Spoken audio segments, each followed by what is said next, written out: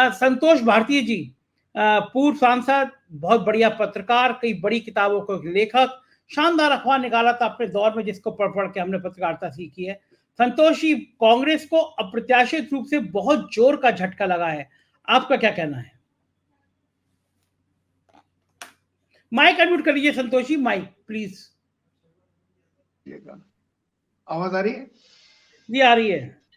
अच्छा संजय जी, सबसे बड़ी चीज है, अगर पहले हम बात करते तो शायद लोग नहीं मानते, लेकिन अब बात की जा सकती है क्योंकि अब चुनाव के नतीजे आ गए हैं। एक तो मुख्यमंत्री और संगठन दो अलग अलग चीजें हैं। कांग्रेस ने अपने मुख्यमंत्रियों को ही संगठन मान लिया था और खुद कांग्रेस अध्यक्ष, अब तो राहुल गांधी कांग्रेस अध्यक्ष हैं, मैं खड़गे जी की बात नहीं कर रहा हूं क्योंकि खड़गे जी के हाथ में तो कोई फैसला है ही नहीं। राहुल गांधी ने कभी संगठन के ऊपर ध्यान दिया ही नहीं, प्रियंका गांधी ने दिया ही नहीं। जहां जहां ये लोग रहे वहां वहां संगठन बंटाधार हुआ है। इनके पास वर्कर्स का तो बहुत दूर की बात है, नेताओं, कांग्रेस के नेताओं का भी एक्सेस नहीं था। आपने मान लिया यहाँ हमारा मुख्यमंत्री है, और ये कांग्रेस की थ्योरी थी संजय जी। आप कांग्रेस को बहुत कवर करते हैं, उनको उनको समर्थन भी देते हैं, लेकिन ये आपको पता होगा कि इनका ये मानना था कि भारतीय जनता पार्टी से अगर लोग नाराज होंगे तो हम ही हैं, हमारे अलावा जाएंगे कहाँ। ये थ्योरी नहीं चलती। वोट डालने के लिए दूसरी तरफ बीजेपी को देख लीजिए, बीजेपी के लोग लगातार, उनके पास सूची है ब्लॉक वाइज, बूथ वाइज, कि कौन हमारा विरोधी है, कौन हमारी आलोचना करता है, उसके पास वो लगातार जाते हैं किसी किसी बहाने से। उसका उसका जो गुस्सा है शांत करने की कोशिश करते हैं। ये मैं इसलिए कह रहा हूं कि संगठन का काम अलग है, मुख्यमंत्री का काम अलग है। कांग्रेस ने दोनों को मिक्स कर दिया। कांग्रेस ने कभी संगठन को वरीयता नहीं दी। वो सोचते हैं कि आंदोलन की तरह से हमको वोट भी मिल जाएगा, ऐसा होता नहीं है। वोट डलवाने वाला पिछले 15 साल से, 10 साल से तो ये देखा जा रहा है, वोट डलवाने वाली टीम अगर नहीं है बूथ पर आपके पास, तो आपको पसंद करने वाले लोग हों भी तो भी वो वोट आपके पास नहीं जाता है, वोट कहीं और चला जाता है। इसलिए संजय जी, मैं कांग्रेस के हार को लोकतंत्र की हार मान रहा हूं, क्योंकि कांग्रेस ने खुद लोकतंत्र को बचाने के लिए एक नया पैसा काम नहीं किया। क्योंकि उनको प्लेट में रख के, जैसे उन्होंने 2014 में चुनाव भारतीय जनता पार्टी को दे दिया था, 2019 में दे दिया, वही उन्होंने इस बार किया, और 2024 में भी यही होगा, क्योंकि ये सुधरने वाले नहीं है। खड़गे जी ने बहुत अच्छी शुरुआत की थी, उनके हाथ से सारे फैसले लेकर के अब वो राहुल गांधी के दफ्तर से या उनके द्वारा एक महासचिव खड़गे जी के सारे अपॉइंटमेंट तय करता है कि इनसे बात करेंगे, इनसे नहीं करेंगे, ये इनसे मिलेगा, नहीं मिलेगा।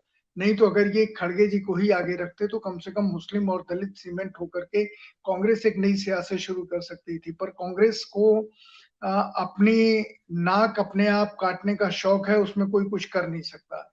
अब लेकिन मैं एक चीज आपसे कहूं, मैं बीच में आपके यहाँ आया था, मैं हट गया था, मुझे नहीं पता वो कौन सज्जन थे, क्योंकि उनके तर्क मुझे बड़े अजीब लगे आपके यहाँ। उन्होंने कहा कि उतने सारे लोग इस देश के गोबर हो गए हैं, उनका दिमाग गोबर हो गया है, आपके यहाँ लोग कह रहे थे। तो मैं चौंका, मैंने कहा कि अगर ये इनका सोचना है तो फिर हिटलर की तरह इनको सारे देश के लोगों को भट्टी में जला देना चाहिए। अगर आप जनता को ही गोबर मानते हैं, जनता को ही मत भ्रमित मानते हैं, तो ये मुझे समझ में नहीं आया। इसलिए मैं निकल गया कि मैं जब संजय जी आएंगे तो उनसे पूछूंगा, क्योंकि आपने ज्योतिषी जी का जिक्र कर ही दिया। कल मैं आपका प्रोग्राम देख रहा था, मैं बहुत क्योंकि आप जितना उनकी तारीफ कर रहे थे राजीव जी की, मुझे लगा कि कुछ तो सच होगा, लेकिन वो तो आधा % सच की तरफ बढ़ा, रथ उनका चला ही नहीं। सबसे बड़ी चीज देश के लोगों के साथ, लोकतंत्र के साथ कांग्रेस ने ये धोखा दिया कि कांग्रेस ने अपने को रिन्यू नहीं किया, और जो उनको जो जिस जिस गुमान में वो जी रहे थे 2014 तक मनमोहन सिंह के समय, वो उसी में अभी भी हैं। लग रहा है जैसे उन्हीं का प्रधानमंत्री। आप किसी नेता से बात कीजिए, वो उसी तरीके से बात करता है। उनका पब्लिक से, अपनी पार्टी से कहीं से कोई कॉन्टेक्ट है नहीं, इशू उनके पास है ही नहीं। उनको यही नहीं मालूम है कि हमको मोदी जी की या भारतीय जनता पार्टी की कमजोरी का फायदा कैसे लेना है। एक मुझे कहीं तर्क नहीं नजर आया जिसमें लोगों को ये पता चला हो कि अभी जो अमेरिका में उनके प्रवक्ताओं के जरिए, न उनके नेताओं के जरिए से, कि अमेरिका में जिस तरीके से हिंदुस्तान को उन्होंने अंगुली दिखाई और एफआईआर में हमारी सरकार को उन्होंने जिस तरीके से कटघरे में खड़ा किया है अमेरिका ने, ये हत्याकांड को लेकर के कहीं चर्चा ही नहीं है। आपके पास मोदी जी को समर्थन और अमित शाह को समर्थन देने वाले तो तर्क हैं, क्योंकि आप ऐसी बात कह दें जिसको वो पकड़ लें, लेकिन उनकी सच्चाई को बताने वाले तर्क नहीं है। हो सकता है वो अमेरिका में गलत एफआईआर हुई हो, लेकिन हुई तो है, एफआईआर कॉपी मेरे पास है, इनके पास क्यों नहीं है जिसमें जो लिखा है।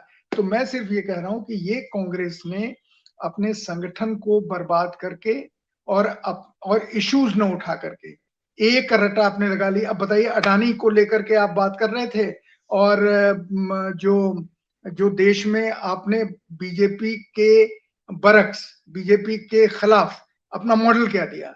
आप वही इकोनॉमिक पॉलिसी आपकी है, वही हिंदुत्व आपके पास है, वही घंट घड़ियाल आपके पास है, वही टीका है, और वही आरती कर रहे हैं, चाहे कमलनाथ हो या हमारे छत्तीसगढ़ वाले हों, बघेल साहब, राम पथ गमन और क्या क्या कर रहे हैं। लोग आपको क्यों वोट देंगे? अगर वोट देना ही है तो फिर मोदी जी को देंगे, ये छद्म हिंदुओं को क्यों वोट देंगे? तो अगर आपके पास अल्टरनेट अर्थव्यवस्था, समाज व्यवस्था, राजनीतिक व्यवस्था का अगर कोई मॉडल नहीं है, तो लोग आपको नहीं वोट देंगे। और 2024 तो भूल जाना चाहिए, क्योंकि 3 महीने 4 महीने हैं, मुझे नहीं लगता कि राहुल गांधी कुछ इफेक्टिवली पार्टी में कर पाएंगे।